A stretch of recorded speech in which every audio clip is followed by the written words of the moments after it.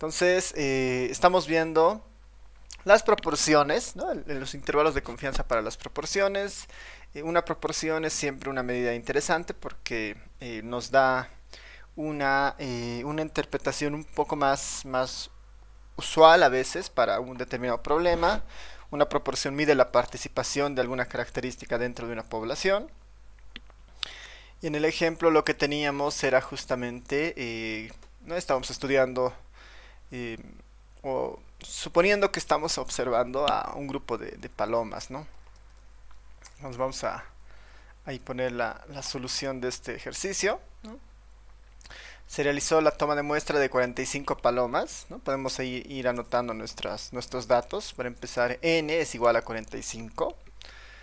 N es igual a 45. Un día cualquiera se identificó a 31 palomas con algún tipo de dolencias, con alguna dificultad o dolencia en alguna de sus patas. Entonces puedo poner acá igual 31 palomas con dolencias o con dificultades en sus patas, ¿no? Difi- Dificultades en sus patas. Ya. Más información que esa no tenemos, ¿no? Lo que aquí podríamos poner es 31 palomas con dificultades en sus patas, lo que equivale a que el complemento, ¿no? 9 más 5, 14, o sea, es 14 palomas sin dificultades, ¿no? Sin dificultades. Y con eso tenemos como que el universo, ¿no? Bueno, la muestra en este caso, ¿no? 31 más 14, 45. Ya. Esa es la información que tenemos. Después nos pedían calcular el intervalo de confianza al 95% para la proporción de palomas con problemas, ¿no? Palomas con problemas en alguna de sus patas, ¿no? Palomas con problemas en alguna de sus patas. Vamos a ver nuestro intervalo de confianza, qué forma debería tener. Es este el intervalo de confianza de la proporción. Entonces lo único que deberíamos hacer es reemplazar varios elementos en esta parte, ¿no? Ahí está nuestra formulita. Tenemos todo salvo calculada la proporción de interés, ¿no? Aquí podemos poner la estimación de la proporción, ¿no? Nuestro estimador de la proporción de las palomas. Esto lo voy a escribir así, ¿no? Proporción de palomas, en este caso, con alguna dificultad en sus patas, debería ser, voy a poner eh, con CD, digamos, ¿no? Con dificultad en sus patas, digamos, ¿no? Esta va a ser la proporción de palomas con dificultad en sus patas. Por definición, simplemente esto es un cociente entre los que observo que tienen alguna dificultad, 31, entre el total, ¿no? 31 sobre 45. Si nosotros eso lo vemos, ¿no? 31 dividido entre 45, nosotros simplemente deberíamos... Podemos redondear esto, ¿no? Para trabajar ya con un número más manejable. Es como 0,69, ¿no? Esto es igual a 0,69. Ahora, esta es la proporción de las palomas con dificultades en sus patas. Y podríamos nosotros tener el opuesto, que son las palomas sin dificultades en sus patas, ¿no? Que serían 14 sobre 45. O lo que es más fácil a veces el complemento de esto, ¿no? Si esto es 0,69, 14 entre 45 será 0,31, ¿no? 0,31. Entonces, tenemos esas dos proporciones que las podemos anotar ya nomás, ¿no? Como medidas de interés para después hacer parte del estudio, ¿no? O completar el estudio. Esta segunda medida de interés, ¿no? Esta segunda medida de interés es en realidad la proporción de palomas sin dificultades, ¿no? Sin dificultades en las patas. Y este simplemente será lo que hemos visto, ¿no? 14 dividido entre 45, o lo que es su equivalente 0,31. 0,31. Es una medida relativa, hemos dicho las proporciones. Normalmente si nosotros esto lo multiplicamos por 100 vamos a tener una idea de porcentaje. El 69% de las palomas observadas en la muestra tiene dificultades en las patas y el 31% de las palomas no tienen dificultades en las patas, ¿no? Y, ¿no? Si lo vemos como porcentaje, que es básicamente esto multiplicar por 100, que es una medida a veces un poco más sencilla de explicar, ¿no? Ya con esto en mente, ya tenemos casi un insumo para nuestro intervalo de confianza al 95%, que es justamente esta P, ¿no? El ejercicio dice calcular intervalo de confianza al 95% para la proporción de palomas con problemas en alguna de sus patas. Entonces, esta debería ser la proporción de palomas con dificultades en sus patas, así que lo único que nos queda es reemplazar, ¿no? Para nosotros esa medida es de 0,69. Entonces, donde vea yo la P, le pongo 0,69. Aquí sería 0,69. Noten que este 1 menos alfa sería simplemente 0,31. Siempre es el complemento, ¿no? 0,69 por 0,31. Esos dos deben sumar 1 siempre, ¿no? Porque es P por 1 menos P. N vale 45. ¿No? Estoy observando 45 palomas. Y el Z de alfa medios para un intervalo de confianza al 95% vale 1,96, ¿no? Vale 1,96. Ya, este sería el intervalo de confianza para la proporción de palomas con dificultades en sus patas, ¿no? Con dificultades, ¿no? Con dificultades. Esa sería la forma de este intervalo, ¿no? Y si vamos resolviendo esto, podemos mantener el 0,69 para tenerlo como referencia, 0,69 más menos y la resolución de toda esta parte, ¿no?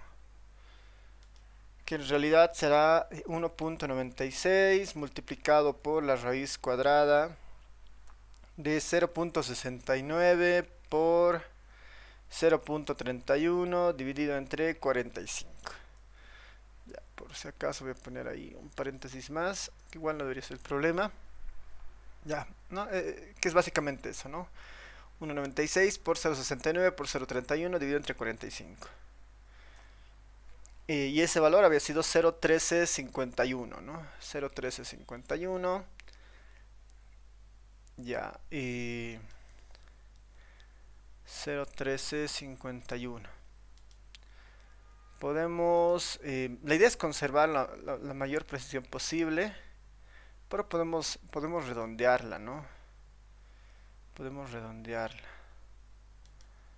Por el 5, a ver, puedo pedir incluso acá que me redondee, simplemente debería ser ya 0,014, ya. Ya, lo dejaremos como 0,14, entonces 0,14. Ya tenemos los dos componentes para nuestro intervalo, ¿no? La proporción que es el punto medio y los límites que se van a ir a la izquierda y a la derecha, el 0,14. Ahora, este componente de acá, normalmente todo lo que está después del más menos, no se olviden que hemos dicho que esta parte es el valor de tablas de la normal, ¿no? Y lo que está en la raíz, todo este componente de acá era nuestro error estándar. En la estadística, ¿no? El error estándar más este componente de, de confiabilidad, ¿no? Que viene en este caso de la distribución normal. Todo este componente normalmente se lo conoce como el margen de error, ¿no? Este es normalmente conocido a veces como un margen de error. Ya, pero está bien, ya tenemos nuestra medida y esto finalmente, bueno, aquí abajo lo voy a terminar de completar. Esto finalmente ya lo podríamos escribir de la siguiente forma. Sería 0,69 menos 0,14. Límite inferior y para el límite superior el más, ¿no? 0.69 menos 0.14, 0.69 más 0.14. De esa forma yo ya puedo concluir que el intervalo de confianza, y aquí ya lo podemos incluso esto poner, al 95% de confiabilidad, ¿no?, para la proporción de palomas con dificultades en sus patas, había sido de 0.55 a 0.83. A 0.83. Que esto en términos de porcentajes, ¿no? Esto en términos de porcentajes es desde 55% al 83%, ¿no? Esto en términos de porcentajes sería del 55% al 83%, ¿no? Si es que esto lo vemos nosotros como un porcentaje. 55 al 83.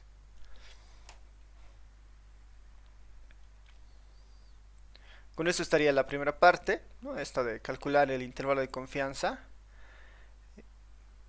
Bastaría con esto, ¿no? Con el 0.55, 0.83, pero para tener una idea de qué significa esto en porcentajes, este tal vez se vea mucho, mucho mejor, ¿no? 55-83%. A ver, la segunda parte nos dice, si suponemos que la población de palomas alrededor de la Plaza Murillo rondan las 7.000 palomas, ¿no?, ¿cuál será el intervalo de confianza al 95% de confiabilidad del total de palomas sin problemas en sus patas? ¿No? Ahora nos habla de las palomas sin problemas en sus patas. Lo único que deberíamos hacer para eso es obtener el intervalo primero, ¿no? Obtener el intervalo de la proporción de las palomas sin dificultades en sus patas. Y ese intervalo de confianza en realidad va a ser muy parecido al que hemos encontrado ahora, ¿no?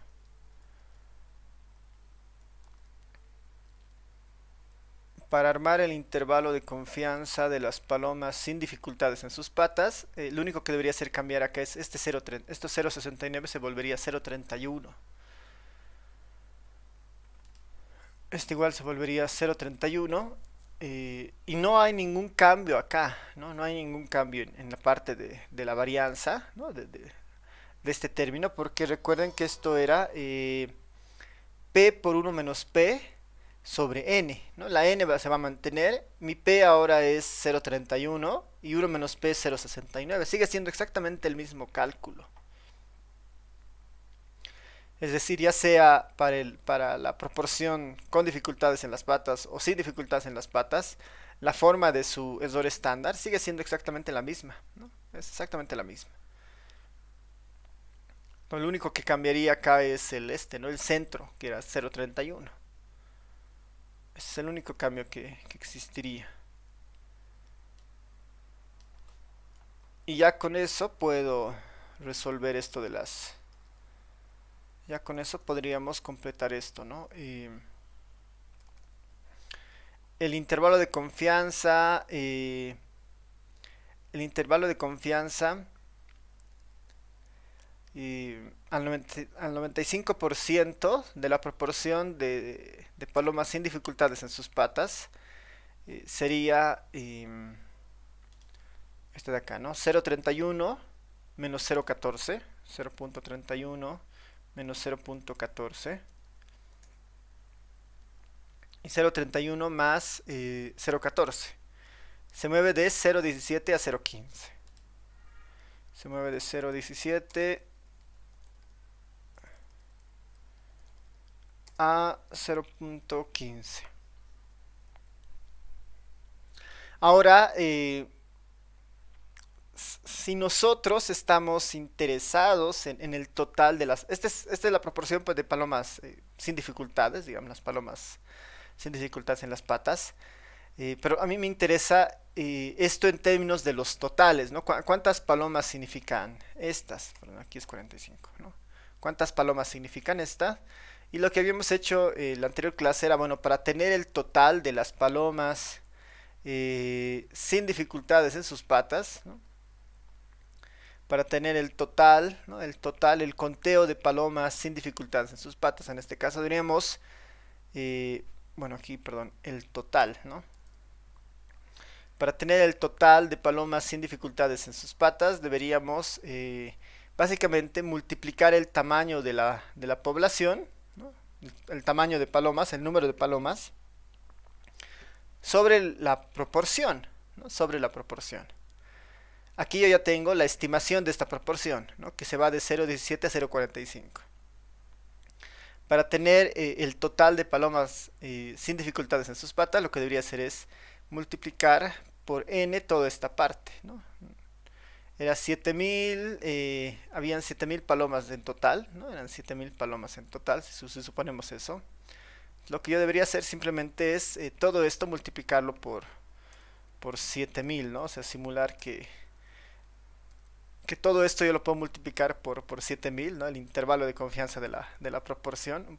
Eso es algo, esa es la idea.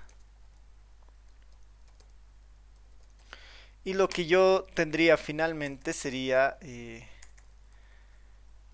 lo siguiente, ¿no? El límite inferior 0,17 multiplicado por... ¿a qué equivale el 17% básicamente de 7000? ¿No? Esa es un poco la lectura.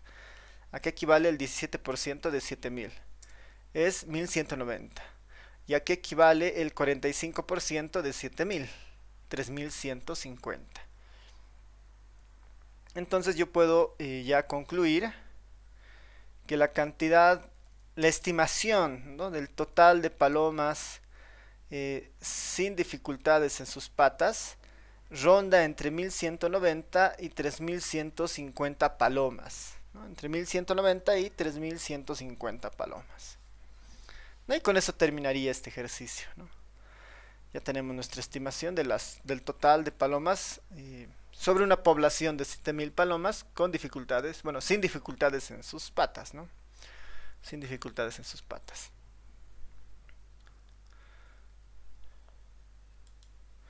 Ya, no sé si tienen consultas, comentarios.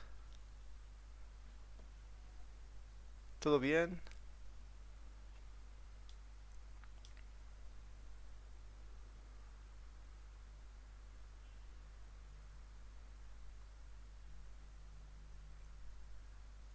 Ya. Entonces vámonos finalmente a la última parte, que son las pruebas estadísticas o las pruebas de hipótesis.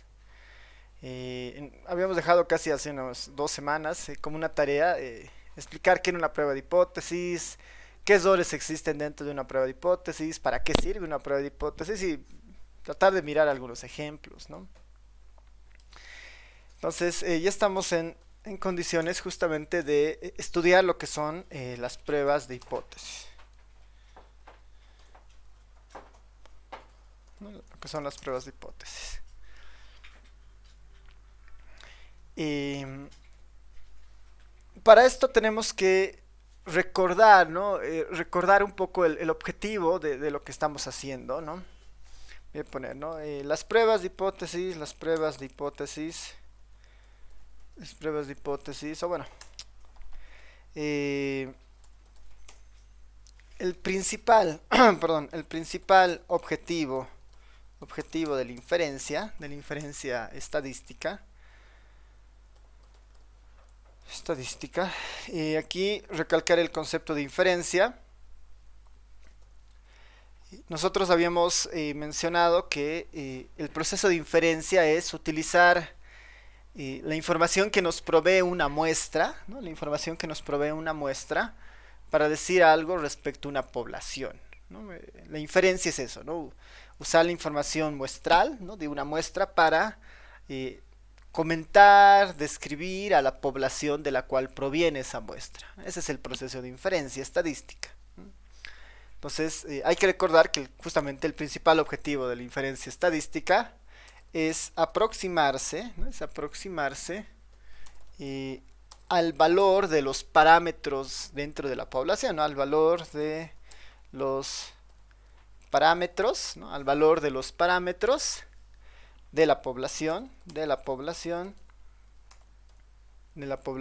¿no? Y aquí nosotros los parámetros los habíamos denotado con una letra, con esta letra lo podemos denotar a los parámetros, ¿no? Con este tita.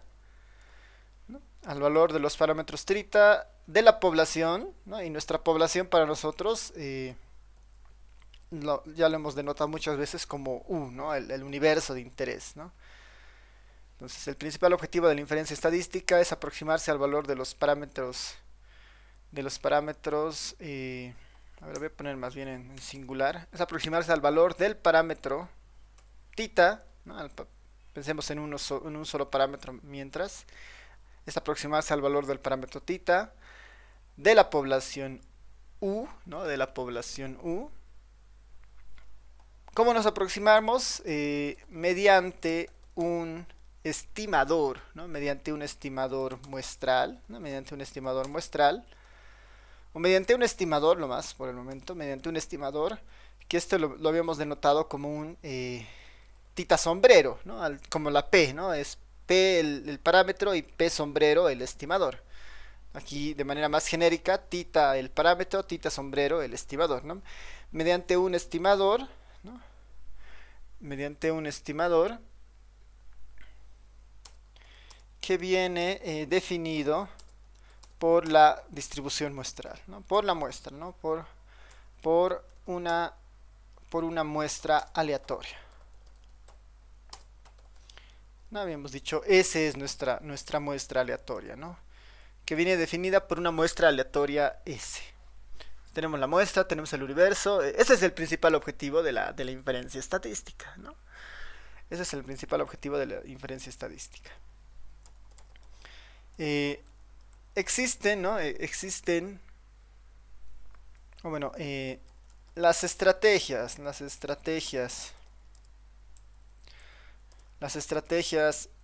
de estimación vistas hasta ahora, ¿no? Vistas hasta ahora son, hemos visto al menos dos estrategias de estimación hasta ahora, ¿no? Por un lado hemos visto la estimación, ¿no? Por un lado hemos visto la estimación puntual, ¿no? La estimación puntual. Por un lado hemos visto la estimación puntual, que por ejemplo, ¿no? Para la media, ¿no? Que por ejemplo, para la media, si nosotros teníamos la media poblacional, ¿no? Que era la fracción de la sumatoria en el universo de los datos de las XY dividido entre n, ¿no? Este era el parámetro, digamos, de la media poblacional. Nosotros hacíamos una estimación, ¿no? Nosotros hacíamos una estimación de este promedio poblacional mediante la media muestral, ¿no? Mediante la media muestral, y lo único que hacíamos era, aquí está, ¿no? X barra es igual a la fracción de la sumatoria sobre la muestra de las X y sobre n, ¿no? Por ejemplo, ¿no? Un estimador puntual es eso, es un punto, ¿no? Yo quiero aproximar la media poblacional, yo sugiero sacar la media muestral y este es un buen estimador para la media, ¿no? Eso hemos dicho en algún momento y casualmente este es un buen estimador porque es un estimador insesgado, ¿no? Y además la media muestral tiene ciertas características cuando la muestra es grande y podemos utilizar el teorema del límite central, ¿no? Y todo lo que habíamos visto, ¿no? Lo mismo para la proporción que acabamos de ver, ¿no? Este es un estimador puntual, ¿no? Una estimación puntual. Lo otro que hemos visto, que acabamos de ver, es una estimación, la estimación por intervalos de confianza, por intervalo de confianza. Lo que acabamos de ver igual hace rato, ¿no? Para la proporción, pero igual hemos encontrado esto para la media, ¿no? Habíamos dicho que, por ejemplo, el intervalo de confianza a un nivel 1 menos alfa de confiabilidad, nuevamente para aproximarnos a la media poblacional, no es nada más que utilizar la media de la muestra y a ese valor sumarle y restarle un valor de confiabilidad, ¿no? Un z de alfa medios, y todo esto multiplicarlo por la raíz cuadrada, ¿no? Todo esto multiplicarlo por la raíz cuadrada nuestra varianza muestral, ¿no? eh, nuestra varianza muestral dividido entre n. No es lo que habíamos dicho. El intervalo de confianza para la media es simplemente x barra más menos el valor de la normal, raíz cuadrada de la varianza muestral sobre n. El intervalo nos daba un rango de posibilidades, no es como el estimador puntual. El estimador puntual nos da un punto, ¿no? Nos dice, no sé, la media es de 50, por decir, ¿no? Mientras que el estimador por intervalo de confianza nos dice, no sé cuál será la media exactamente, pero te puedo garantizar un nivel de confiabilidad del 95% que la media se encuentra entre 45 y 55, ¿no? Nos da un rango de posibilidades para darnos algo más de certidumbre, ¿no? Es lo que hacen el intervalo de confianza. Esos son los dos criterios que hemos visto para la estimación, ¿no? Esos son los dos criterios que hemos visto para la estimación. Lo que ahora vamos a ver está basado una, eh, en una proposición nuestra, ¿no? Nosotros vamos a plantear una, una, una hipótesis, ¿no? Justamente las pruebas de hipótesis eh, tienen la idea de realizar una conjetura previa, ¿no? O sea que vamos a poner ahora, ¿no? Ahora veremos, ¿no? Veremos las pruebas de hipótesis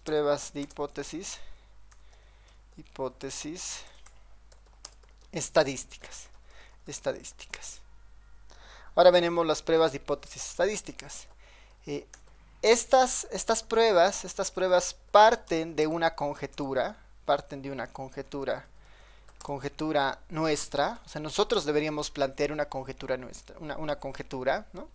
Estas pruebas parten de una conjetura nuestra alrededor del parámetro de interés, ¿no? Alrededor del parámetro de interés. Entonces, hay una diferencia bien interesante porque en la puntual había una fórmula que nos daba una estimación al valor poblacional. En el intervalo de confianza igual había una fórmula que nos daba una aproximación en forma de intervalo al parámetro poblacional. Y en este caso ahora estamos diciendo que las pruebas de hipótesis, ¿no? A diferencia de las dos anteriores, parten de una proposición o una conjetura nuestra, ¿no? Del investigador, de la persona interesada, y es una conjetura alrededor del parámetro de interés, ¿no? Siguiendo el ejemplo, ¿no? Yo debería hacer una conjetura respecto el valor de mu, ¿no? El valor del promedio. Entonces, estas pruebas parten de una conjetura nuestra alrededor del parámetro de interés, y esta conjetura, ¿no? Y esta conjetura es puesta a prueba, ¿no? O es verificada, si lo ponemos es verificada mediante la información, es verificada mediante la información de la muestra. Es decir, partimos, ¿no? Partimos de una conjetura nuestra, y para verificar o validar esa conjetura nosotros utilizamos información de la muestra, ¿no? En el fondo eso es lo que va a pasar con las pruebas de hipótesis estadística. Hay una conjetura y se la prueba mediante la información que nos arroja la muestra. Si con la información que se arroja la muestra no se verifica la hipótesis planteada, ¿no? La conjetura planteada, entonces podemos decir esa conjetura es incorrecta o no es cierta, ¿no? O si se verifica con la muestra esa conjetura, podemos decir seguramente que la conjetura es cierta, ¿no? Tiene cierto grado de razón, ¿no? Esa es un poco la idea.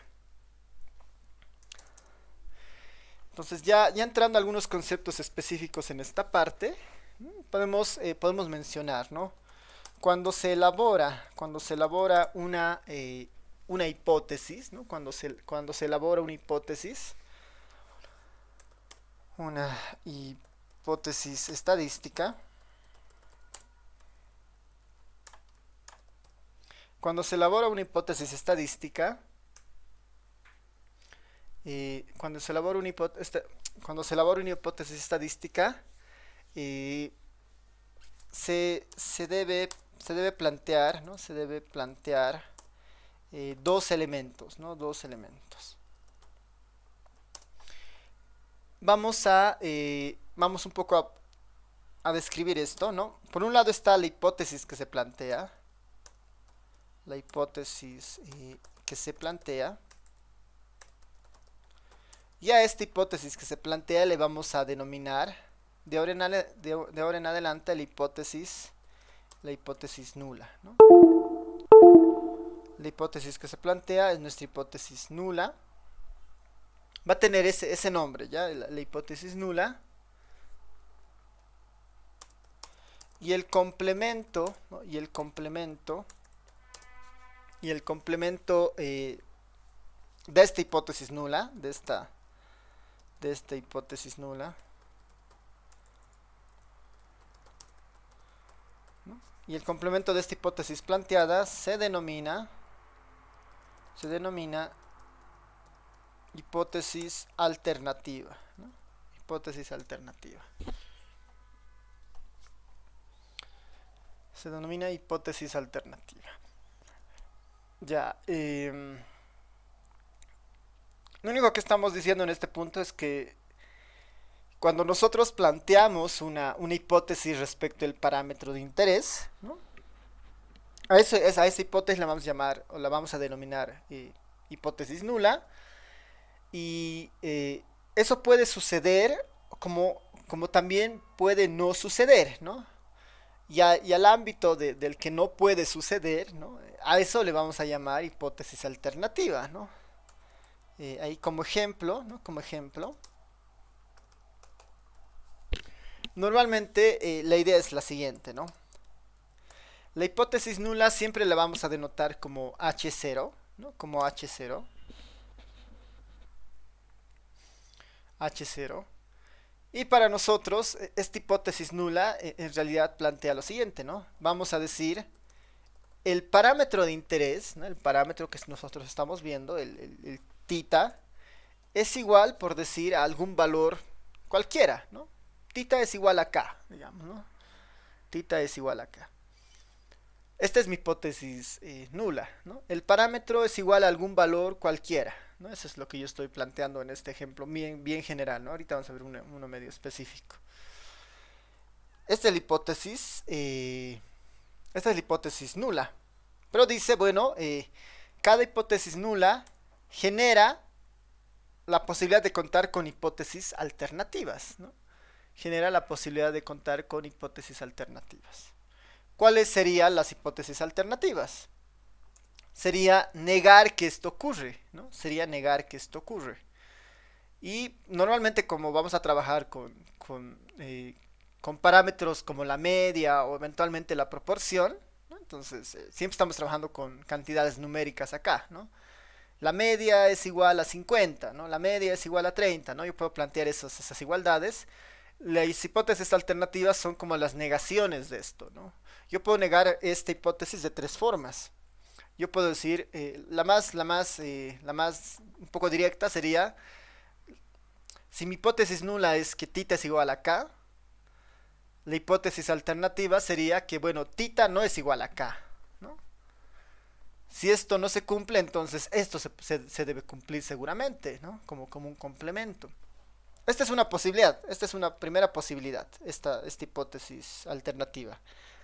Una segunda posibilidad para negar la igualdad sería verlo en términos de desigualdades. Ya, y tita es igual a K. ¿Cómo puedo negar eso? No, esto no es cierto. Tita en realidad es mayor a K, ¿no? Tita es mayor a K. Esta es otro tipo de hipótesis alternativa. Y la otra sería la desigualdad al otro lado, ¿no? El menor a K.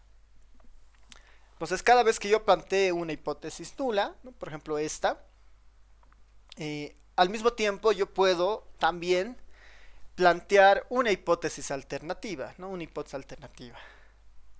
Dependiendo lo que yo quiero igual verificar, ¿no? Si solamente me interesa verificar si tita es igual a k, entonces me bastará con la negación, ¿no? Con decir, no, no son iguales. Esta cubre casi los dos lados, ¿no? Que sea mayor o menor, esta cubre eso. Pero si me interesa verificar que no es igual, pero quiero mostrar que en realidad tita es mayor a k, entonces esta hipótesis nula es la que debería poder usar, ¿no? O esta otra si yo quiero verificar que tita es menor a k, ¿no? ¿Por qué es importante definir previamente esto? Porque la forma, ¿no? La forma, o bueno, la hipótesis alternativa que yo elija, de alguna manera afecta en el procedimiento al momento de tomar la decisión, ¿no? Afecta en el momento de tomar la decisión. Esa es justamente la idea, ¿no? Esto es que afecta la forma en la que se toma la decisión respecto a si esta hipótesis es cierta o no, ¿no? Dependiendo si alguna de estas tres se definen previamente. Ya, entonces esta es nuestra primera aproximación, nuestro primer concepto, hipótesis nula, hipótesis alternativa. Como podríamos plantearnos una idea, ¿no? Acá, ya con un estimador más convencional, ¿no? Yo podría plantear, por ejemplo, ¿no? Yo podría plantear y decir, bueno, voy a poner otro ejemplo.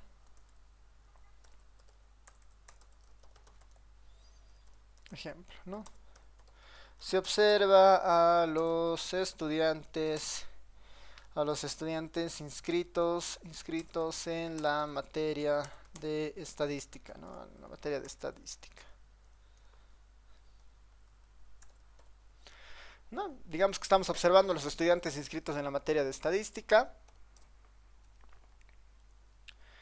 Esa es nuestra población objetivo, ¿no? Se observa a los estudiantes inscritos en la materia de estadística mediante una muestra de 10 estudiantes, digamos, ¿no? Imaginemos que yo estudio a los estudiantes de la materia de estadística mediante una muestra de 10 estudiantes, ¿no? El total de estudiantes en la materia son creo que 58. Y ya con esa idea, por decir, estamos estudiando a este grupo de estudiantes con diferentes variables que puedo estar interesado, ¿no? Y uno podría tratar de plantear una hipótesis, decir, bueno, yo supongo, ¿no? Yo supongo que, por decir, la media de estatura, ¿no? La media, el promedio de estatura, ¿no? El promedio de estatura eh, de los estudiantes de estadística, ese promedio es de 1,65, digamos, ¿no? 1,65. ¿No? Si la variable de interés es la estatura en centímetros,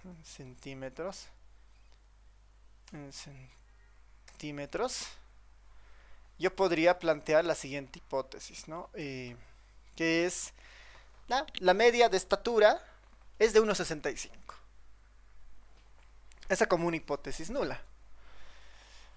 Y la hipótesis alternativa, ¿no? La hipótesis alternativa que yo podría utilizar en este caso podría ser... no, en realidad esa media no es igual a 165, sino que el promedio es menor a 1,65, ¿no? Es menor a 1,65. Normalmente las pruebas de hipótesis tienen este inicio, ¿no? Hay una población de interés, una variable que se está estudiando, y empezamos a hacer conjeturas basadas en lo que nosotros queremos contrastar, ¿no? Yo quiero verificar, en este caso, si los estudiantes tienen una altura mayor a 1,65 eventualmente, ¿no? Para eso me apoyaría en la hipótesis alternativa, ¿no? Perdón, yo quiero verificar que la altura es de 1,65, ¿no? De 1,65, de 165 centímetros. Y si esto no se cumple, yo puedo al menos saber, bueno, si no es 1,65, será que en realidad ese promedio es mucho más bajo, ¿no? Es mucho más pequeño que 1,65, es menor a eso. El promedio es menor a 1,65. ¿Cuál es el objetivo ahora? Resolver esto, ¿no? Resolver esto utilizando la información de la muestra, ¿no? El objetivo de esto sería resolverlo utilizando la información de la muestra. Ese sería nuestro objetivo, básicamente.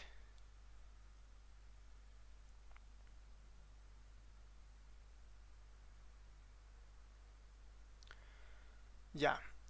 Preguntas, dudas, hasta acá.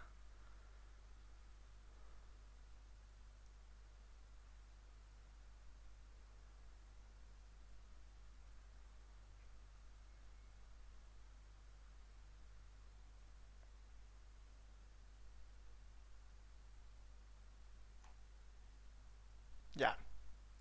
Creo que nada.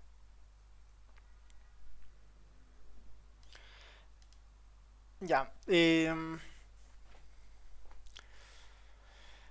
Nuestro siguiente paso, ¿no? Pensando que ya estamos, ya hemos aprendido como que el primer paso, que es plantear la hipótesis, ¿no? Plantear la hipótesis es, la pregunta es cómo verificamos esta hipótesis, ¿no? Porque todavía no está entrando en juego, si se dan cuenta, la información de la muestra, ¿no? Hasta acá son puras conjeturas, ¿no? Son puras conjeturas que estamos haciendo. La pregunta sería cómo entra la información de la muestra o cómo verificamos la hipótesis que se ha planteado, ¿no? Entonces podemos ya empezar a mencionar que la manera de verificar, ¿no? La manera de verificar la hipótesis planteada, ¿no? La manera de verificar la hipótesis planteada pasará por estudiar, ¿no? Pasará por estudiar eh, la muestra, ¿no? Una muestra aleatoria de la población, ¿no? Una muestra aleatoria.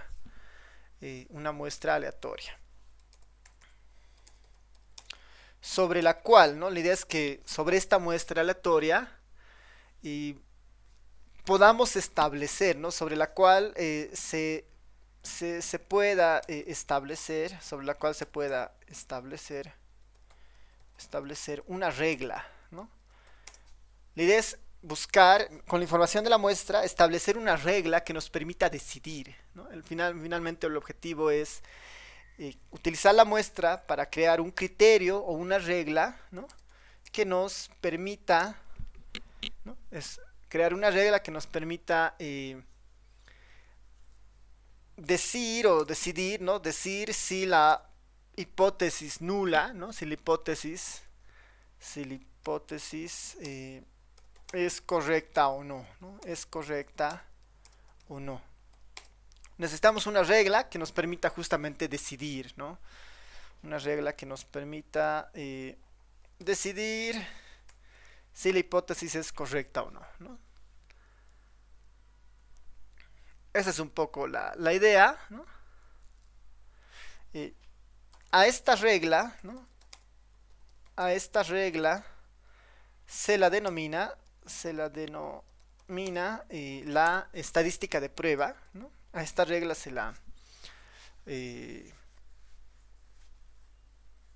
bueno, en realidad no, todavía no bueno, a la regla como tal se le llama la prueba de hipótesis, pero previamente, ¿no? Antes de tomar la decisión, ¿no? De la regla, ¿no? Normalmente se inicia, ¿no? Se inicia calculando un estadístico de prueba, le vamos a llamar, un estadístico de prueba, un estadístico de prueba. Normalmente se inicia calculando un estadístico de prueba, que en realidad es un valor, ¿no? Que me va a permitir tomar esta decisión a partir de la regla que uno establezca, ¿no? Entonces, normalmente se inicia calculando un estadístico de prueba, ¿no? Que nos permitirá, ¿no? Que nos permitirá decidir, ¿no? Que nos permitirá decidir con base, ¿no? Que nos permitirá decidir con base, eh, que nos permitirá decidir con base a una regla, ¿no? Bueno, que nos permitirá decidir con base Lo vamos a llamar directamente a a una, a ver, ¿cómo lo denominamos esto? Ya, normalmente se inicia calculando la estadística de prueba que nos permitirá decidir con base a una regla, ¿no? Con base a una regla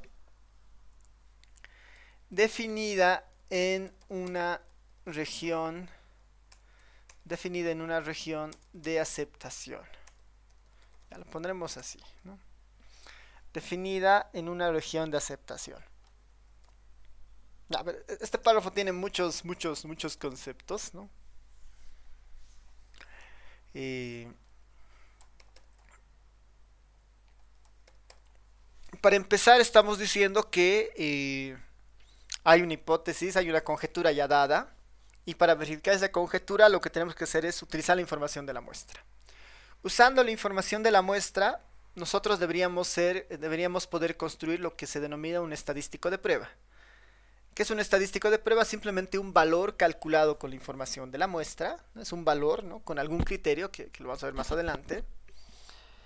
Y yo con ese estadístico de prueba, ¿no?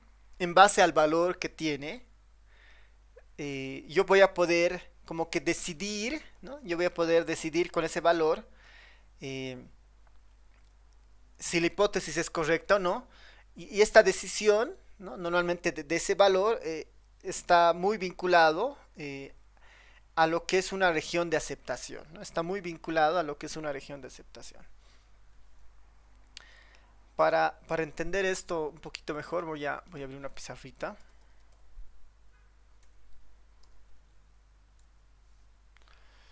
A ver,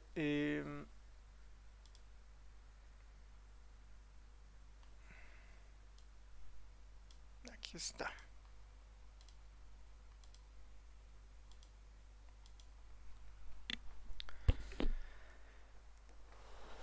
Entonces, qué es lo que nos dice? ¿Qué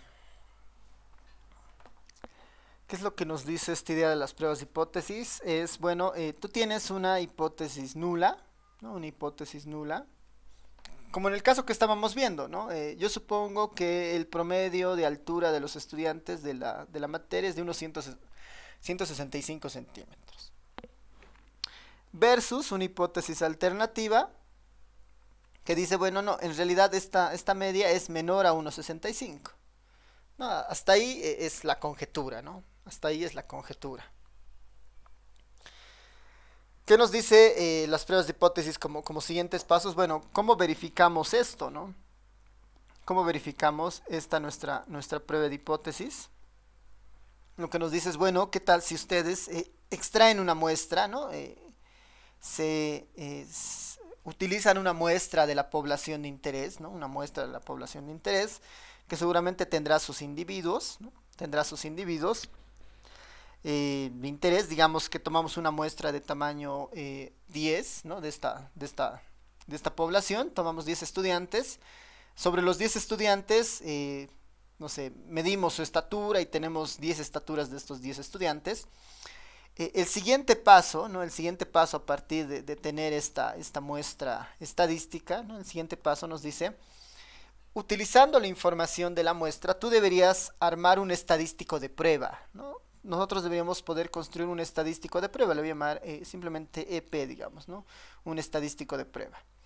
¿Qué es un estadístico de prueba? Simplemente es un número, es un valor, es una función finalmente de la muestra con la información de la muestra. Eso es un estadístico de prueba.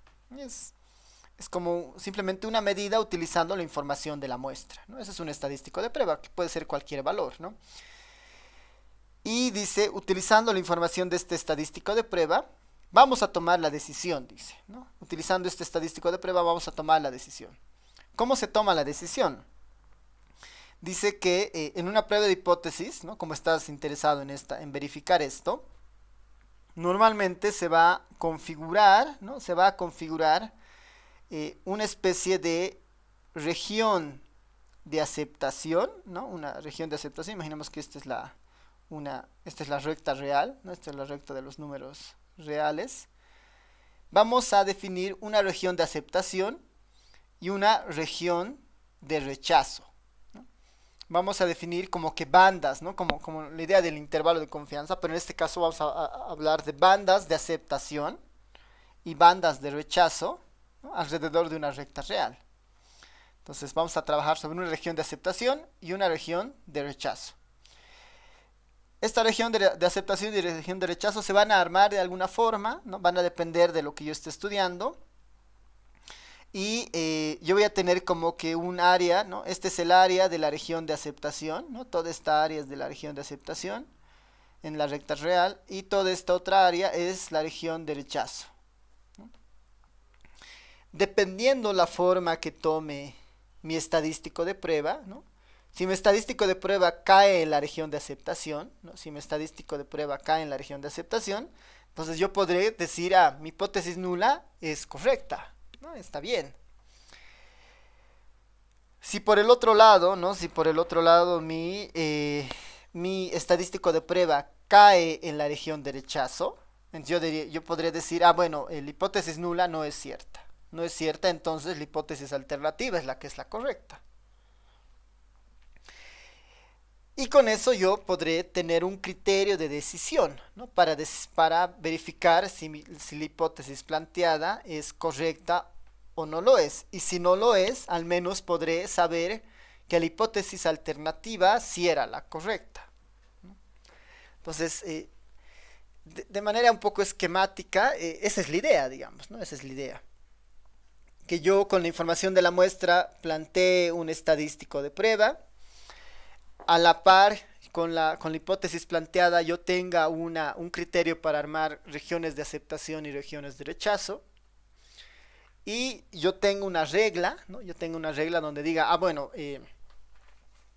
la hipótesis, bueno, el estadístico de prueba cae en la región de aceptación, mi hipótesis nula es correcta, no cae en esa región de aceptación, entonces, bueno, caerá en mi región de rechazo, entonces yo diré no es cierta, por lo tanto la hipótesis alternativa es la correcta.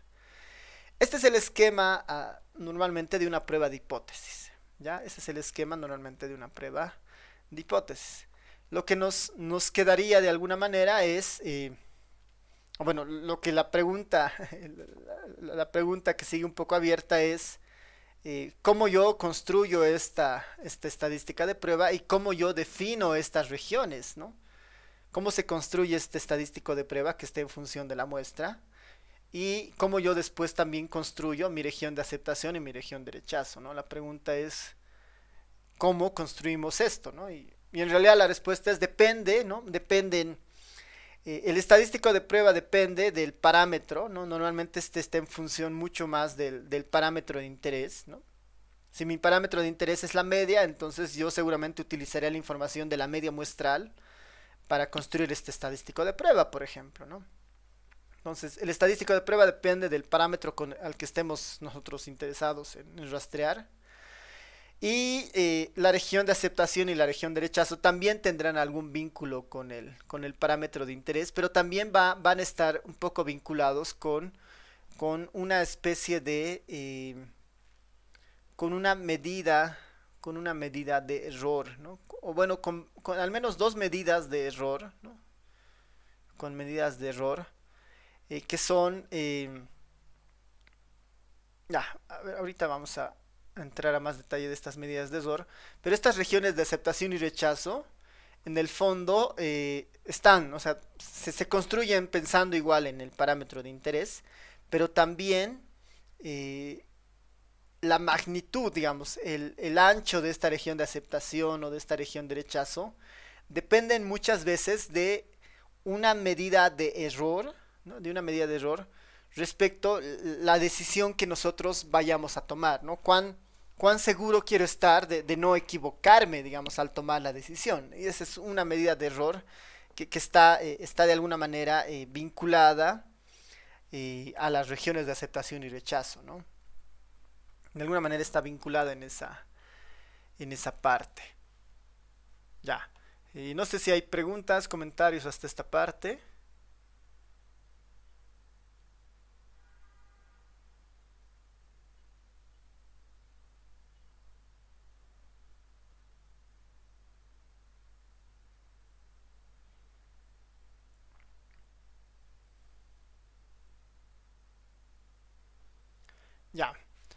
Entonces, ya hemos introducido algunos conceptos, ¿no?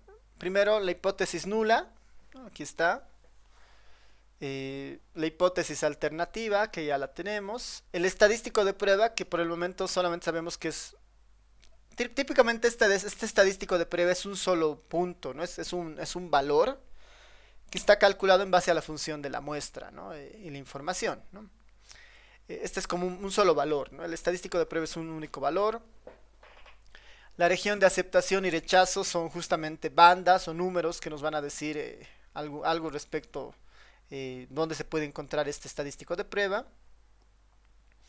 Hay varios tipos de regiones de aceptación o rechazo, ¿no? Por ejemplo, otro ejemplo de una región de aceptación y rechazo podría ser de este estilo, ¿no? La región de aceptación está contenida acá, ¿no? Esta es mi región de aceptación. Por lo tanto, esta es mi región de rechazo y esta es mi región de rechazo, ¿no? Siempre y cuando el estadístico de prueba caiga en la región de aceptación, yo valido la hipótesis nula. Y si no cae acá, puede caer dentro de las regiones de rechazo, que podrían ser acá o podrían ser acá, ¿no? Este es otro ejemplo de una región de aceptación y rechazo. La configuración de la región de aceptación y rechazo normalmente está muy vinculada con la forma de la hipótesis alternativa, ¿no? Casi cuando nosotros tenemos una hipótesis alternativa de este estilo, ¿no? A ver, si nuestra hipótesis alternativa, si nuestra hipótesis alternativa, por ejemplo, fuera que tita es, eh, bueno, o en este caso utilizando el mu, ¿no? Si mi hipótesis alternativa fuera que, perdón, está un poquito, ya, ahora sí.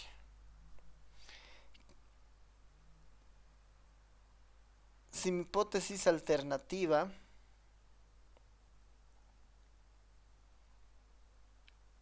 si mi hipótesis alternativa fuera de este estilo, ¿no? Mu es distinto, ¿no? De algún valor, es distinto de 165, ¿no?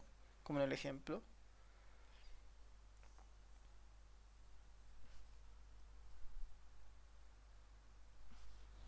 Ya. Por ejemplo, ¿no? Así, adelantándonos un poco, pero para que se entienda más o menos cómo va a ser esto. Si nuestra hipótesis alternativa fuera de este estilo, ¿no? Fuera mu es distinto de 165, normalmente se configuraría una región de aceptación y rechazo de esta forma. Una región de aceptación en el centro y en el costado las regiones de rechazo, ¿no? Si mi hipótesis alternativa fuera de este estilo, esta sería la configuración de la región de aceptación y rechazo. Y para entrar todavía más a fondo, ¿no? Adelantándonos un poco, es esta región de aceptación normalmente sería el intervalo de confianza para la media, ¿no? Esta región de aceptación no sería nada más que el intervalo de confianza para la media. Y las regiones de rechazo serían pues el resto, ¿no? Que si recuerdan este intervalo de confianza era a un nivel de uno menos alfa, ¿no? Que este era como este tenía la idea de la normal, ¿no? Este tenía la idea de la normal con uno menos alfa de confiabilidad, ¿no? Este sería el equivalente a mi región de aceptación. Y mis regiones de rechazo serían el alfa medios que quedaban por afuera, o bueno, a la derecha y a la izquierda de mi intervalo de confianza. Si mi hipótesis nula fuera, perdón, si mi hipótesis alternativa fuera de este estilo, yo recurriría un poco al concepto que hemos visto ya en intervalos de confianza, ¿no? Eso es lo interesante bueno, esa es la conexión con las pruebas de hipótesis y los intervalos de confianza, ¿no? Que los intervalos de confianza muchas veces configuran las regiones de aceptación y rechazo de las pruebas de hipótesis. Principalmente cuando yo estoy estudiando hipótesis alternativa de este estilo, ¿no? Como la desigualdad. Que va a ser distinto si yo estudio la hipótesis alternativa de una, ¿no? de una desigualdad, ¿no? Mayor 1,65 menor, ¿no? En este caso la forma de la región de aceptación y rechazo va a ser otra, ¿no? Entonces, de esto hay que rescatar en realidad que la hipótesis alternativa configura la forma de las regiones de aceptación y rechazo. Normalmente cuando la hipótesis alternativa es de tipo desigualdad, como en este caso, ¿no? Es una distinto de, digamos, ¿no? Es diferente de 165. Cuando la hipótesis alternativa configura esto, normalmente tenemos dos regiones de rechazo y una de aceptación. Mientras cuando es una desigualdad, ya sea mayor o menor, solo vamos a tener una región de aceptación y una región de rechazo, ¿no? Dependiendo del nivel de la desigualdad. Esa es nuestra primera idea. Ya. A ver, eso como nuestros conceptos iniciales, ¿no? Nuestros primeros conceptos iniciales. Eh, lo que quisiera que ahora, a ver, antes de ver ejemplos o antes de entrar un poquito más ya a fórmulas como tal, es importante seguir repasando varios conceptos. Y el segundo concepto es el siguiente, ¿no?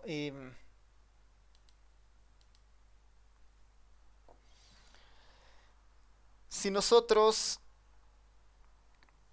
seguimos, ¿no? Seguimos sobre la idea de que la hipótesis nula establece una relación, digamos, mu, ¿no? El promedio es igual a algún valor k, ¿no?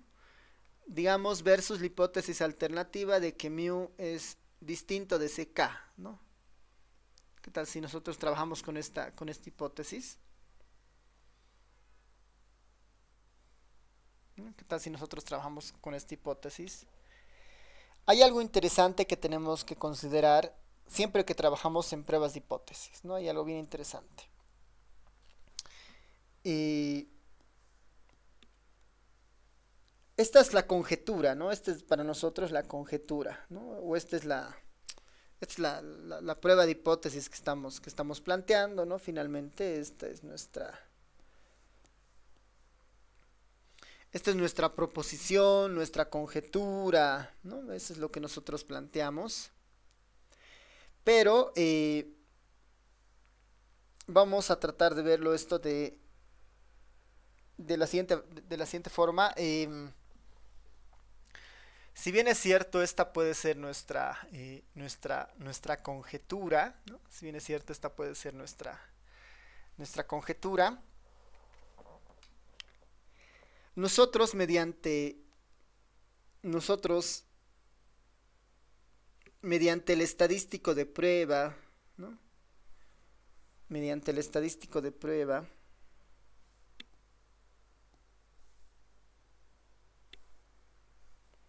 nosotros mediante el estadístico de prueba, la región de aceptación y la región de rechazo, ¿no? Nosotros mediante la estadística de prueba, la región de aceptación y la región de rechazo, ¿qué es lo que vamos a hacer? Vamos a tomar una decisión, ¿no? Va a haber una decisión aquí, ¿no? Va a haber una decisión. Y la decisión puede ser ¿cuál? Nosotros podemos aceptar la hipótesis nula, ¿no? Podemos aceptar la hipótesis nula, o podemos no aceptar la hipótesis nula, negar la hipótesis nula, ¿no? Entre comillas, digamos, ¿no? Nosotros vamos a poder decir, la hipótesis nula es correcta, ¿no? Se verifica la hipótesis nula o no la rechazamos la hipótesis nula.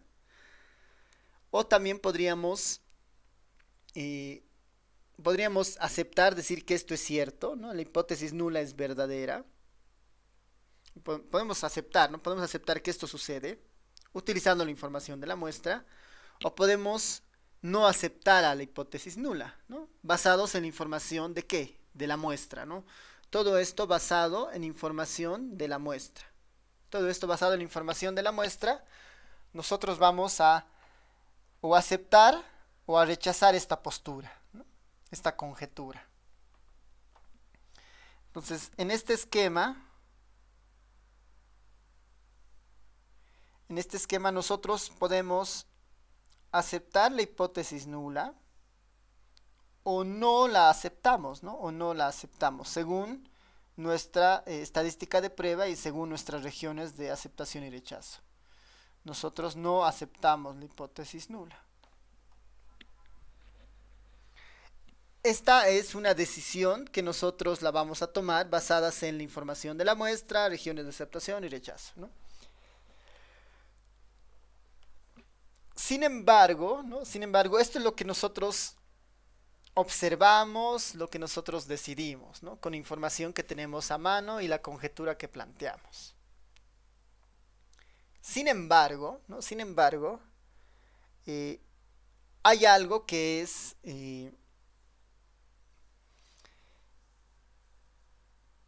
esto de aquí arriba es la información utilizando la muestra, ¿no? Esta es la información utilizando la muestra, ¿no? Esta será la información utilizando la muestra.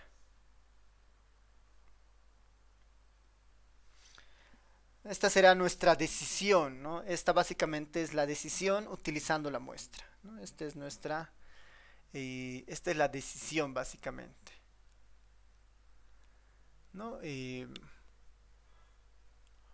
Esta es básicamente la decisión.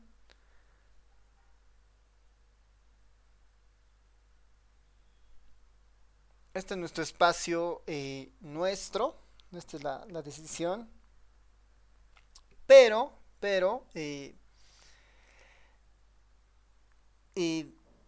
dado que nosotros no observamos la población en su totalidad, ¿no? Dado que no observamos nosotros en su totalidad, sino la observamos mediante una muestra, algo está pasando en términos de lo real, ¿no? Lo real, ¿no? Lo real que sería en algún caso cuando nosotros podamos observar a todo el universo, ¿no? Si nosotros pudiéramos observar a todo el universo, nosotros sabemos qué es lo que realmente está pasando, ¿no? Lo real lo podemos justamente por eso llamar acá, ¿no? Lo real, así entre comillas, que es cuando nosotros observemos al universo, que eso normalmente no lo hacemos, ¿no? Nosotros observamos a la muestra, ¿no? A la muestra. Si nosotros pudiéramos observar el fenómeno completo, ¿no? En todo el universo, ¿qué es lo que podríamos saber de la hipótesis? Nosotros podríamos saber que efectivamente la hipótesis nula es verdadera. La hipótesis nula es verdadera, es cierta. Nosotros podemos estar seguros de esa hipótesis únicamente si nosotros observamos a todo el universo, ¿no? Al universo en completo, y esto es lo que efectivamente está pasando, ¿no? Es la realidad, digamos, ¿no? La hipótesis nula puede ser verdadera, o la hipótesis nula es falsa, ¿no? O la hipótesis nula no es verdadera, o la hipótesis nula es falsa, no es cierta. Noten que son dos cosas o dos dimensiones distintas, ¿no? Lo real respecto a lo que nosotros observamos o decidimos. Respecto a lo que nosotros observamos y decidimos. ¿Por qué es importante analizar estas relaciones? Porque nosotros al momento de decidir, que es acá, nosotros al momento de decidir mediante la muestra, nos podemos equivocar, ¿no? Nos podemos equivocar.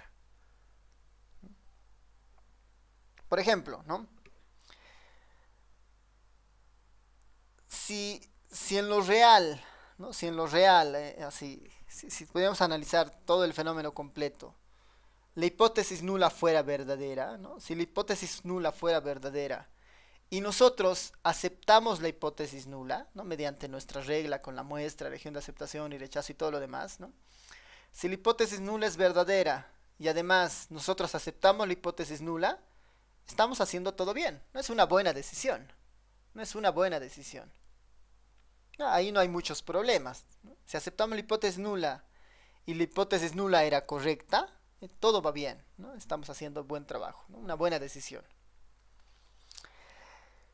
Vámonos a este otro extremo de acá, ¿no? A este otro extremo de acá. Voy a dividir así.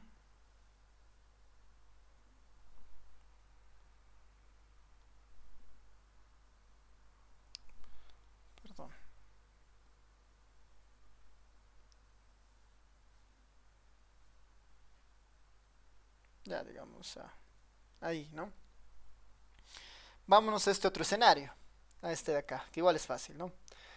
Si yo rechazo la hipótesis nula, ¿no? Si yo digo la hipótesis nula no es cierta, ¿no? La hipótesis nula no es cierta, ¿no? Utilizando la información de la muestra. Si yo la rechazo, es decir, no es correcta la hipótesis nula, y en realidad, ¿no? La hipótesis nula no era correcta, era falsa, entonces yo también estoy bien, ¿no? Yo también estoy aquí bien.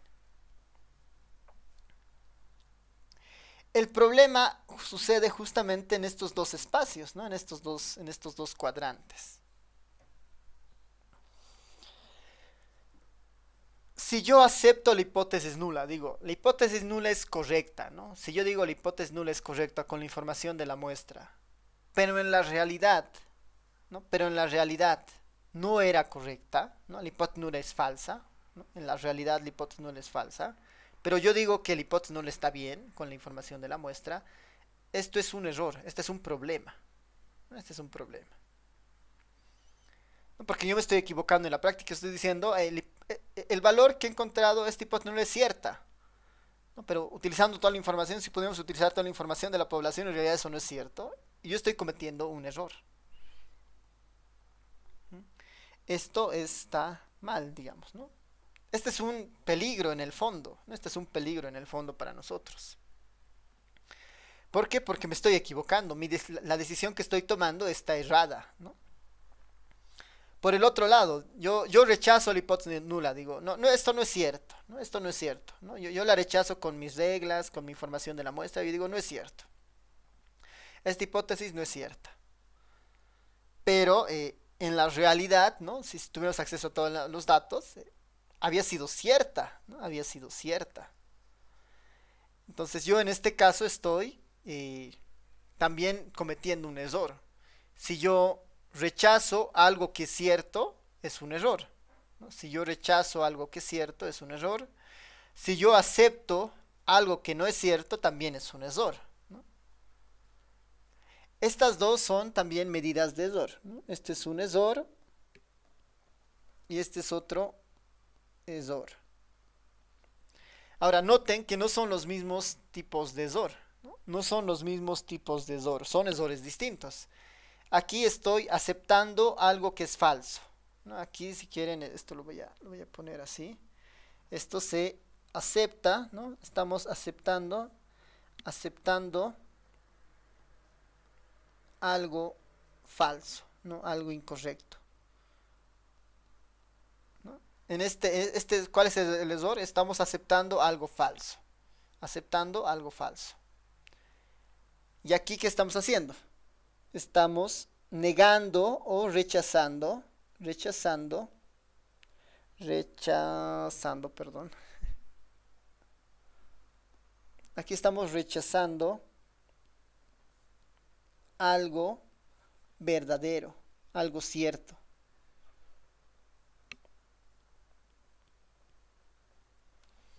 Estoy aceptando algo falso y en este caso estoy rechazando algo verdadero, ¿no? Y en este otro escenario estoy rechazando algo verdadero.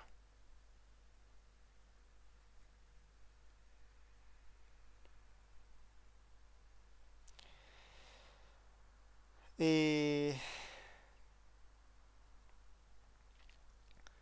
entonces, si notan, son errores distintos, ¿no? Son errores distintos, ¿no? Son errores distintos.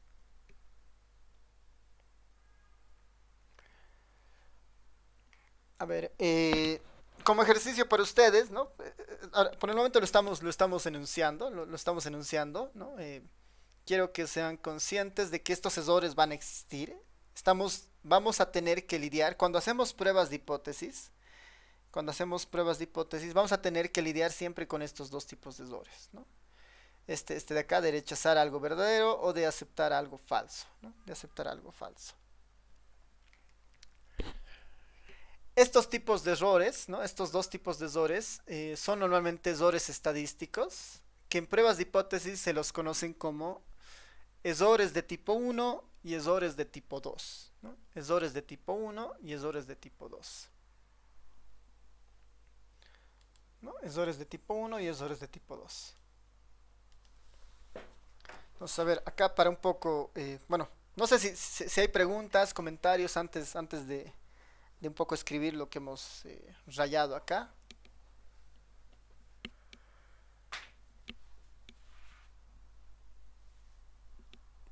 ¿Todo bien?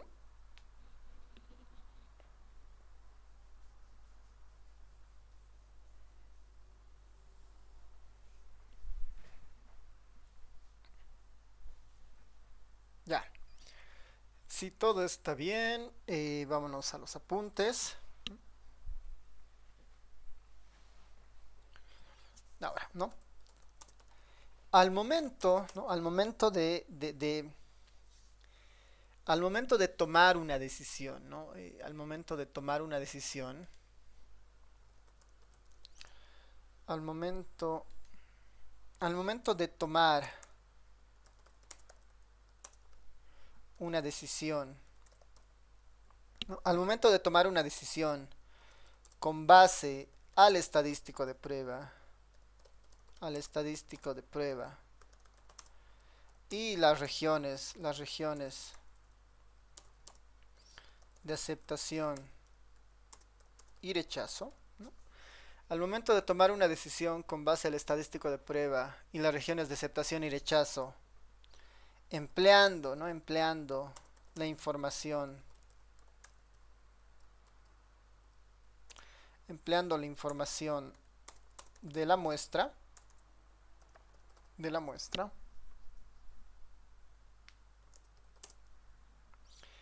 es posible, ¿no? Es posible cometer errores, ¿no? Es posible cometer errores dado el valor real, ¿no? Dado el resultado real, ¿no? Dado el resultado real en el universo, ¿no? En la población. En, en U lo voy a poner para resumir, ¿no? Dado el resultado real en U, ¿no? Si nosotros podíamos acceder al resultado real en el universo, podríamos fácilmente saber el valor real, ¿no? El suceso correcto de nuestro problema, ¿no?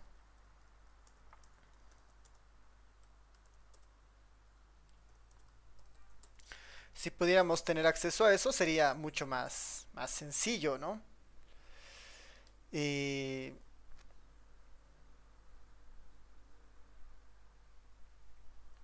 eso sería mucho más sencillo si tuviéramos esos casos, ¿no?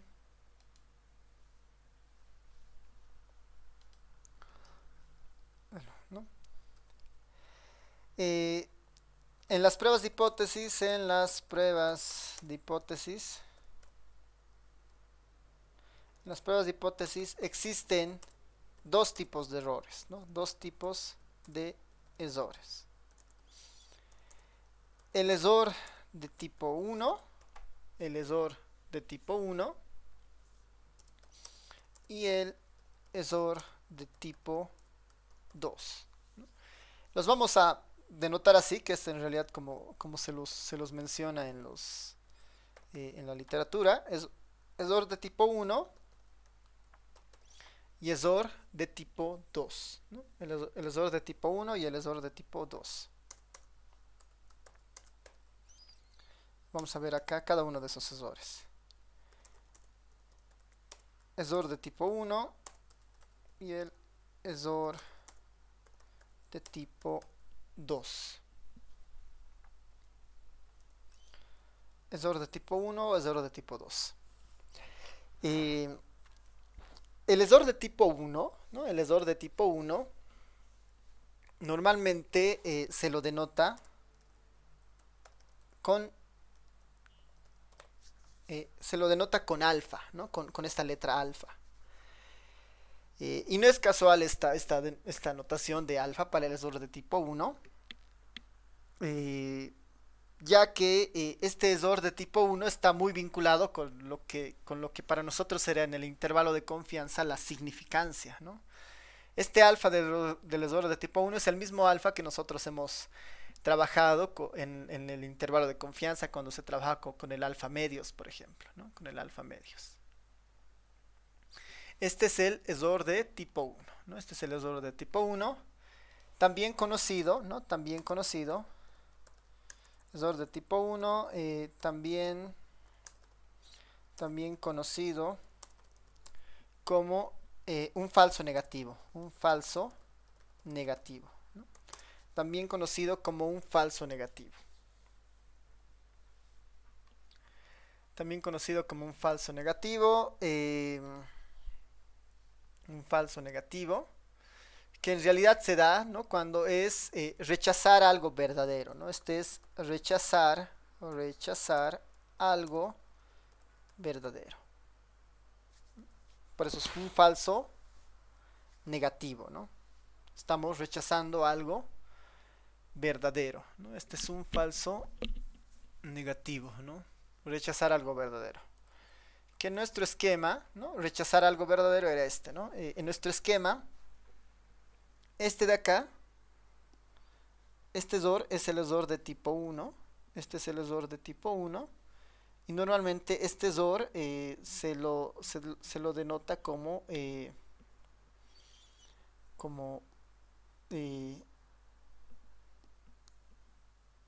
este es el alfa, ¿no? Este es el alfa.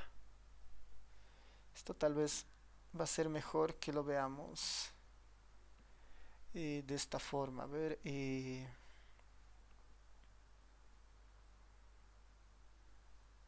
en nuestro esquema, ¿no? En nuestro esquema, esta era en nuestro esquema esta era la decisión, ¿no? Esto era aceptar la hipótesis nula, ¿no? Aceptar la hipótesis nula o rechazar la hipótesis o no aceptar la hipótesis nula, que es lo mismo rechazar la hipótesis nula, y en este caso era la hipótesis nula es verdadera, en este otro caso la hipótesis nula es falsa. Esa era nuestra tablita. Ya.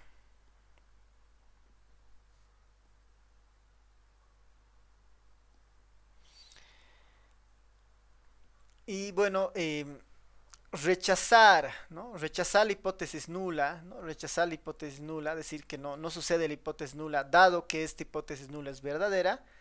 Este es alfa, ¿no? Este es el ESOR de tipo 1. Este es el ESOR de tipo 1.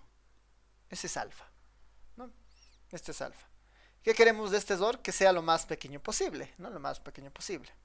Pero no hay que descuidarse porque en realidad hay otro tipo de ESOR que es justamente acá el ESOR de tipo 2, ¿no? El ESOR de tipo 2. ¿Cómo se denota el ESOR de tipo 2? Se lo va a denotar con una B, con un beta, ¿no? Entonces acá, volviendo a nuestros apuntes,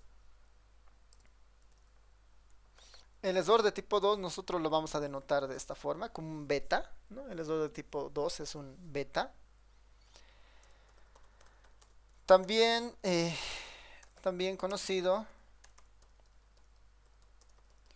como un falso positivo, ¿no? Este es un falso positivo. Perdón, a ver, me estoy equivocando. Falso negativo, falso positivo, ya, no mi error. Este es el falso. Este es el falso positivo, el ESOR de tipo 1. Este es el falso positivo. Este es el falso negativo. Falso. Este es el falso negativo.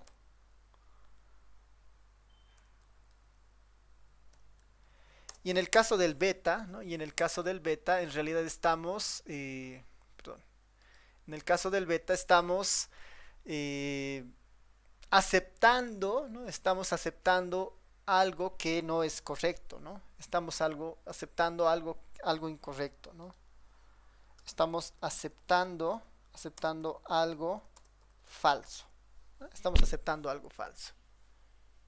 Esa es la idea del ESOR de tipo 2, aceptando algo falso, un falso negativo, ¿no? Por eso, ahora sí, ¿no? Es un falso negativo es aceptar algo falso, un falso positivo es rechazar algo verdadero, ¿no? Un falso positivo, rechazar algo verdadero. Ahora sí, un falso negativo es aceptar algo falso. Aceptar algo falso. ¿No? Como en nuestro caso, ¿no? En el dibujo, aquí estamos aceptando algo falso, ¿no? Estamos aceptando algo falso. Este es un falso negativo, ¿no? Porque estoy diciendo, es un falso negativo. No estoy aceptando algo, pero en realidad no es cierto, ¿no? No es cierto. Ese es un falso negativo. Aquí estoy aceptando algo bueno, estoy rechazando algo que no es cierto, ¿no? En este caso es un falso positivo, porque en realidad sí era correcto, pero lo estoy negando, ¿no? Falso negativo, falso positivo, falso negativo, ¿no? Error de tipo uno, error de tipo 2, ¿no? Error de tipo uno, error de tipo 2. Ahora, como estas son medidas de error, ¿no? Como estas ambas son medidas de error, mi objetivo es que en lo posible estas sean lo más pequeñas posibles, ¿no? Estas sean lo más pequeñas posibles, ¿no? Sean lo más pequeñas posibles. Ahora, yo toda la vida voy a tener que lidiar con estos errores, ¿no? Tanto el error de tipo uno como el error de tipo 2. Siempre voy a lidiar con esos errores. ¿Por qué? Porque siempre estoy trabajando con una muestra, ¿no? Siempre estoy trabajando con una muestra, ¿no? De algún tamaño n, ¿no? Como estoy trabajando con una muestra, hay siempre una posibilidad de error, porque una muestra es una porción del universo. A menos que yo trabaje con el universo, ¿no? Solo en esos casos voy a poder eliminar estos errores, ¿no? Porque ya voy a estar en completa certidumbre. Voy a saber si es verdadera o falsa la hipótesis, ¿no? Bueno, no es necesario hacer hipótesis porque ya voy a estar en el universo en realidad, ¿no? Pero como no trabajo con una población y trabajo con una muestra, estos dos de acá siempre van a estar presentes, ¿no? Siempre van a estar presentes. Eh, Hemos dicho que estas de acá, ¿no? Esta era una decisión correcta, ¿no? Esta era una decisión correcta. Y esta también era una decisión correcta, estos cuadrantes. Ahora, si bien es cierto, son decisiones correctas, nosotros ¿qué queremos hacer con esas decisiones correctas? Queremos maximizar estas decisiones correctas, ¿no? Hacer que en lo posible nuestras decisiones sean las mejores, ¿no? Sean las mejores. Cuando yo acepto la hipótesis nula, ¿no? Cuando yo acepto la hipótesis nula y además la hipótesis nula era cierta, ¿no? Cuando yo acepto la hipótesis nula y la hipótesis nula era cierta, esa es una buena decisión, ¿no? Esa es una buena decisión y esta normalmente se la controla de esta forma, ¿no? Con el nivel de confiabilidad de la prueba. Este es el nivel de confiabilidad de la prueba, que es el equivalente a nuestro intervalo de confianza, que era igual a un nivel de confiabilidad. En este caso le vamos a llamar como nivel de confiabilidad de la prueba, que es exactamente el 1 menos alfa que nosotros habíamos visto en las pruebas de hipótesis, ¿no? Nosotros queremos maximizar, aceptar la hipótesis nula, dado que la hipótesis nula es cierta. Queremos maximizar este valor. Porque maximizando este valor reducimos eventualmente el error de tipo 1, ¿no? Mientras esto sea más alto, significa que el alfa tiene que ser más chiquitito. Y mientras el alfa sea más chiquitito, estoy diciendo que voy a minimizar la posibilidad de rechazar algo que es cierto, ¿no? Un falso positivo, ¿no? Este de acá es un falso positivo. Y este era un falso negativo, ¿no? Un falso positivo, ¿no? Yo quiero minimizar la posibilidad de rechazar algo que es cierto, ¿no? Rechazar algo que es cierto. Yo quiero minimizar eso. Y por el otro lado, este normalmente se lo denota como uno menos beta, ¿no? Uno menos beta, que este sería nuestra, igual me interesa de alguna manera este valor, ¿no? Es como quiero reducir, bueno, quiero maximizar la posibilidad de no equivocarme al momento. Bueno, quiero maximizar la posibilidad de no rechazar algo que, o bueno, de rechazar, perdón, de rechazar algo que efectivamente es falso, ¿no? De rechazar algo que efectivamente es falso. Acá normalmente está más vinculada a la... eh, si yo rechazo la hipótesis nula, de alguna manera está apareciendo la hipótesis alternativa, ¿no? Está apareciendo la hipótesis alternativa. Entonces yo quiero maximizar que la hipótesis alternativa efectivamente es la que se está dando, digamos, ¿no? Es maximizar la veracidad de la hipótesis nula de alguna manera en este punto, ¿no? Ahora, dándole nombres a varios de estos puntos, ¿no? Este es el alfa, el esdor de tipo 1, falso positivo. Este es el beta, el esdor de tipo 2, falso negativo. Este de acá ya tiene un nombre que nosotros lo habíamos visto, que es la confiabilidad. Confiabilidad. Casi en todos los casos que vamos a ver, vamos a concentrarnos más en esta parte, en la confiabilidad, porque nosotros vamos a tener una regla para aceptar la hipótesis nula y eventualmente no rechazarla, ¿no? Para aceptar la hipótesis nula, entonces queremos maximizar esto. Es casi nuestra regla siempre va a controlar la confiabilidad, ¿no? Va a controlar la confiabilidad, ¿no? Mientras que la hipótesis alternativa va a estar más vinculada a esta idea del uno menos beta. Este uno menos beta también se lo conoce como el poder de la prueba. Este es el poder. Uno menos beta es el poder, uno menos alfa la confiabilidad.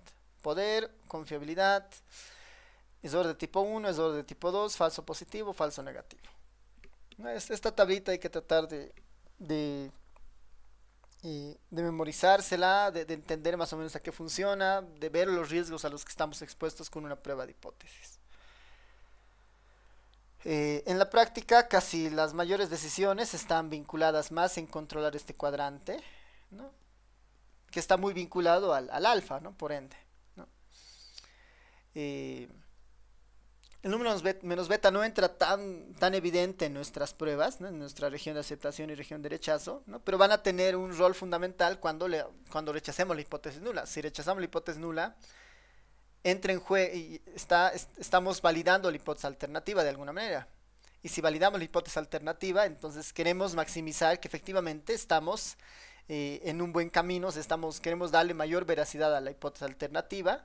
Por lo tanto, ahí va a aparecer con más fuerza el concepto del poder estadístico, ¿no?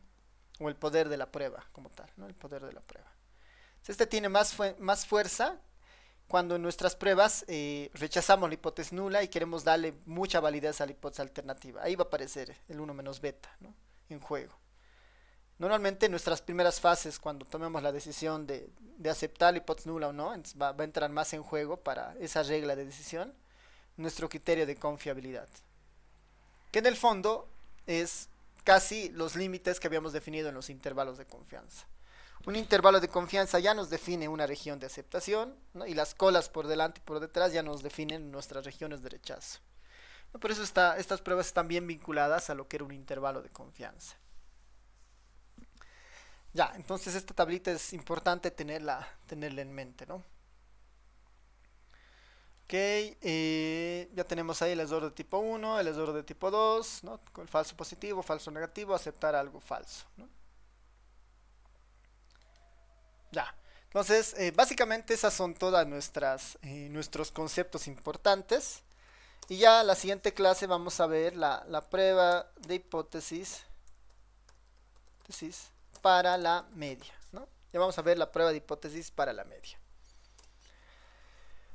Así que ya son las 9:55, creo que podemos terminar acá. Hemos visto varios conceptos, ¿no? Es cierto, son pocos párrafos, pero hemos visto varios conceptos que es importante que los vayan asimilando, ya que después van a ver que cuando entremos a la prueba de hipótesis para la media es bien mecánico lo que se puede hacer, ¿no? Pero es un resultado bien mecánico que va a tener mucho sentido si entendemos bien los conceptos que están por detrás, ¿no?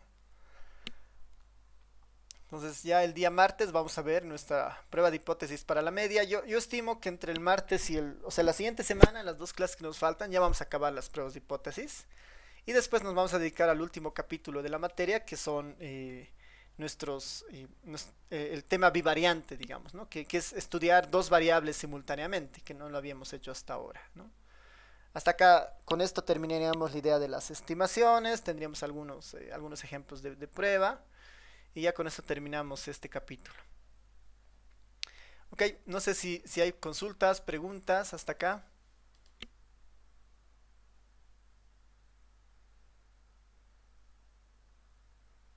No.